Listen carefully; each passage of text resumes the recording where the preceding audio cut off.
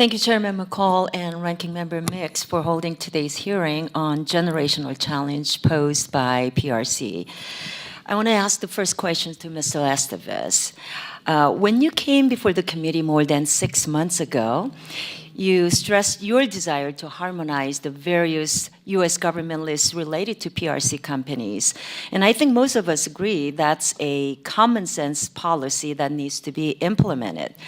So, for example, CRRC, a giant, well-known PLA supplier, is not on the Commerce Entity List, but is on the DoD military list, right? That seems like a glaring omission. So what specific steps have you taken to work with DoD to harmonize these lists, and when can we expect this process to be implemented? So a couple of things about the lists, and I understand the confusion over different lists. Different lists have different authorities around them. So the DoD list, which is required by 1999 NDAA, I believe, has no consequence for the companies that are listed, whereas the entity list, which requires factual and articulable information in order to put someone on the entity list, has consequences for the company.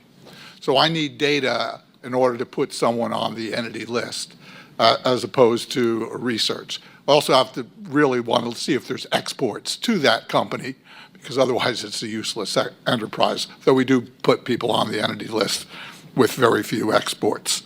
DoD, which sits on the committees that authorize licenses and put people on the entity list, can always propose someone to go on to the entity list, and then we'll take that up, and we'll look at the facts and the data around that.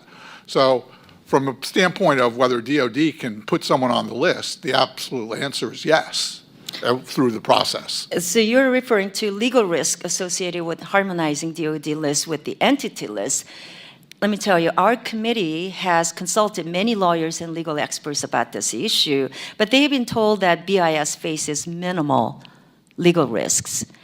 So for instance, Congress expressly precludes BIS from the Administrative Procedures Act and sets a very low bar to clear for entity listings, that an entity be or have the potential to be a threat to U.S. national security and foreign policy interest.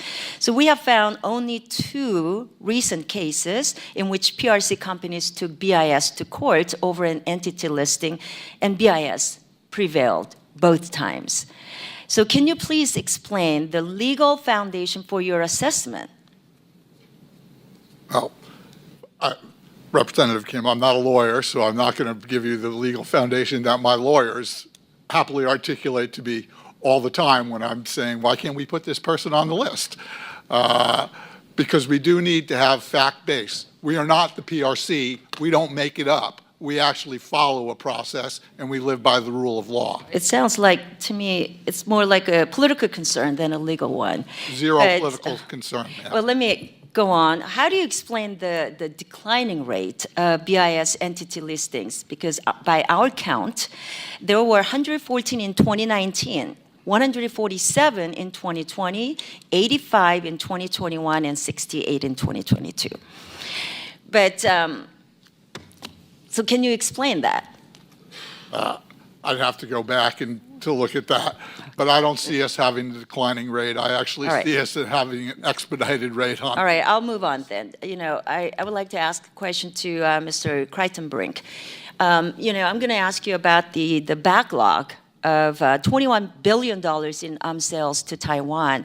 Last Congress, as you know, I introduced the Arms Export Delivery Solutions Act, and that requires DOS and DOD to report to Congress on reasons for backlog sales to Taiwan in the Indo-Pacific allies. And it asks, you know, it provides the authority that Congress could use to expedite these deliveries. So the legislation was already signed into law through NDAA, so can you provide me with an update on the implementation of that law and what steps that the State Department is taking to expedite that delivery of arms to Indo-Pacific partners and allies, especially our allies who are facing threats from the PRC and North Korea?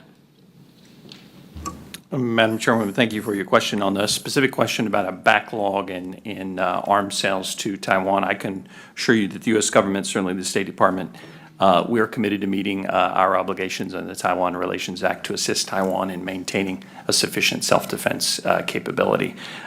Just last year, we notified 13 different sales to Taiwan, which is the largest single number of notifications for Taiwan in the last 20 years. I would say, ma'am, there are production and delivery delays worldwide, not just for Taiwan, but for other partners. We're working expeditiously to get through those. But I would also say sometimes I think that the notion that there is a long backlog, some of that can also be misleading, because when we notify the Congress the intent to have a sale, it does take some time for the companies to then negotiate those contracts and implement them. But I can assure you, we're doing everything that we can. The Biden-Harris administration has notified more than $5 billion in foreign military sales to Taiwan, $37 billion since 2010 and $21 billion since 2019. We're committed not just to arms sales to help Taiwan grow its deterrent capability, but also diplomatically with allies, partners, and friends to support the maintenance of peace and stability. Would you be able to tell us quickly percentage of those sales that were signed off since President Biden has been in office? I'd have to do the math, but the figure as we stand today is $5 billion thus far. But I would also say, beyond just comparing the numbers, it's important to look at the kinds of systems. And again, in consultation with our partners in Taiwan, we're focusing on building Taiwan's asymmetrical defense capabilities, which we think, we both think is most effective in maintaining a deterrent capability so as to maintain peace and stability. Thank you. My time's up, so I'll yield back. Thank you.